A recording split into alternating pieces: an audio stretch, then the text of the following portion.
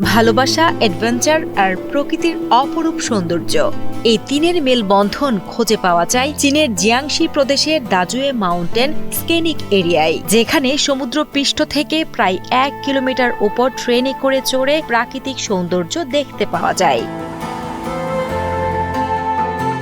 এখানকার cliff train শুধু একটি যানবাহন নয়, এটি এক জীবন্ত স্বপ্ন।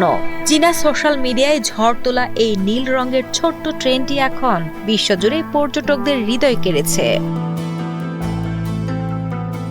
দাজুয়ে মাউন্টেন স্কেনিক এরিয়ার ক্লিফ ট্রেন, যা চীনের জিয়াংশি প্রদেশের দক্ষিণ পূর্বে অবস্থিত, চীনা সোশ্যাল মিডিয়ায় ভাইরাল হওয়ার পর বিশ্বব্যাপী মানুষের কল্পনাকে জয় করেছে। ড্রোন ফুটেজে দেখা গেছে একটি ছোট্ট নীল ট্রেন ঘাসে ঢাকা পাহাড়ের গায়ে শামুকের গতিতে চলেছে, যা সমুদ্রপৃষ্ঠ থেকে 1000 মিটারেরও বেশি উচ্চতায় অবস্থিত। ধীরগতির ইলেকট্রিক ট্রেনটি একবারে 55 জন যাত্রী বহন করতে পারে এবং মাত্র 1 ঘন্টারও বেশি সময়ে 13.14 কিলোমিটার পথ অতিক্রম করে, যা অ্যাডভেঞ্চার প্রেমী পর্যটকদের মধ্যে খুবই জনপ্রিয় হয়ে উঠেছে।